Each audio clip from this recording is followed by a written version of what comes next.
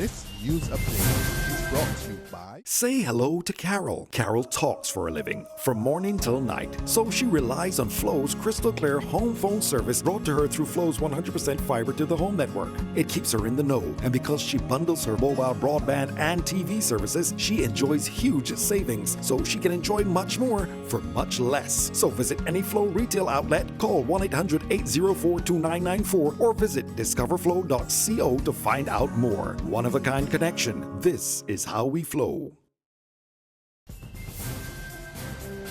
This is the Barbados Today afternoon news update for Friday, June 24th. Thank you for joining us. I am Marie-Claire Williams. Britain's vote to leave the European Union is being described by one political analyst as a self-inflicted wound of political and economic proportions. The so-called Brexit ends the UK's more than 40-year membership of the EU. Political analyst Peter Wickham tells Barbados Today he believes the fallout will be severe. The two sides of it, I get the impression that some of the Brexiters were xenophobic, and then there were other Brexiters that just were voting for it because they wanted to send a signal to Brussels and Strasbourg about a better deal that they wanted. The reality, however, is that now that the vote has been lost, and the instruction is that they have to leave, the deal for Britain will be far worse. And I'm looking at the economic implications already. The pound has tumbled significantly. The markets are highly uncertain today. We're already hearing talk of downgrades that may come, shortly thereafter. It seems as though there's a tremendous amount of economic turmoil that the United Kingdom has willingly thrown themselves into. And really one wonders why a population would do this to themselves in a situation where the economy was beginning to rebound and it was growing. It seemed to have been doing quite well. Wickham is also assessing the impact of the vote on the UK's relationship with the Caribbean. I think that we're past all of that now, and I think that the major disruption will be the extent to which a pending recession in the United Kingdom will have an economic impact on us in the Caribbean. The pound has tumbled overnight. And then we are told that there will be an austerity budget that will be imposed to pay for this exit of Europe, which is going to be costly.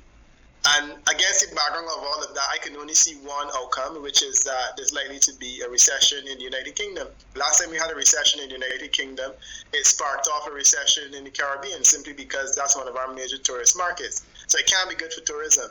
It can be good for tourism in Barbados, and certainly all the other islands. We depend heavily on the United Kingdom for tourism. And the British High Commissioner to Barbados and the Eastern Caribbean, Victoria Dean, this morning gave the assurance that there will be no sudden changes as a result of the UK's vote to leave the EU.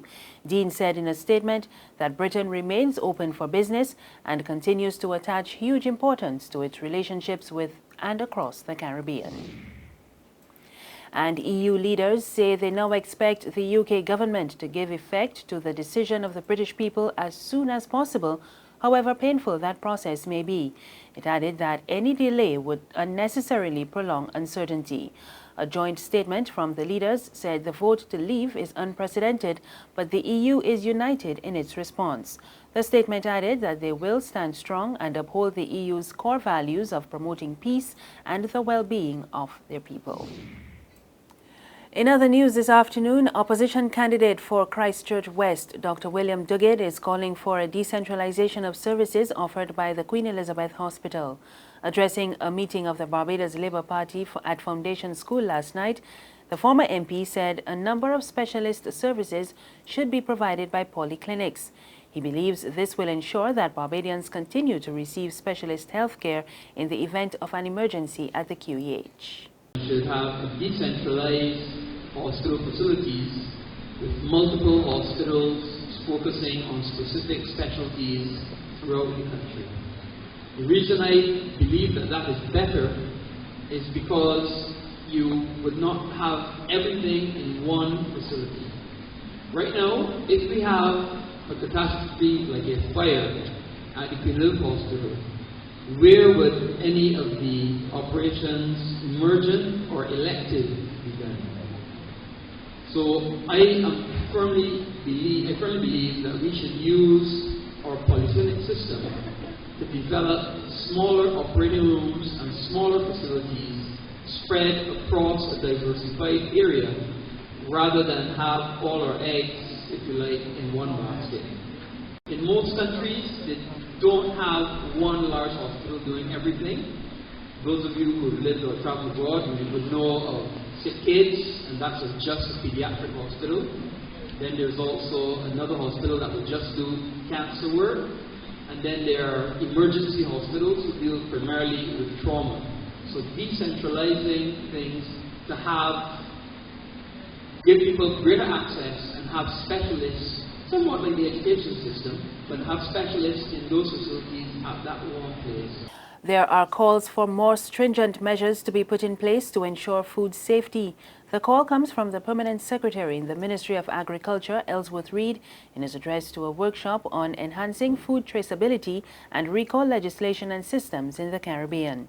Reed says there is a need for well-developed monitoring and early warning systems, particularly in the case of imported products. Very often, certain food products which we import and consume are recalled in the producing and exporting country. And we in the importing country only hear of recall after the fact and after the product has been consumed fully. We are then told by the importer that the product he or she had imported and distributed in this market was not from the batch that was recalled. And we have to take the word of the importer without question. As such, any well-developed and effective system to ensure the food safety of a country must involve a properly developed monitoring and early warning network system that includes our majority proportion of food, which is the imported. And the importer should be made to put systems in place to pass on intelligence he receives to the relevant authority and the public in near real time. There's regional and international news after this short break. I love it. I love it. I give in your sweetness. Hey, it's your girl Azizi, the Barbados TODAY Crop Over Superstar 2015. The competition is even more exciting this year. There will be 3 champions. The public will choose their junior, Soccer Royale, and Pickety Crop champion. So here's how it works. Go to our Facebook page at www.facebook.com/Barbados Today to fill out your competition form. 2. Upload your video with your song to Barbados Today's Facebook page. 3. Make sure you invite all your friends and family to vote for you. The contestant with the most votes by the end of their competition will be crowned champion. I gave me your sweetness. I know you like sweetness. All of this is sweetness.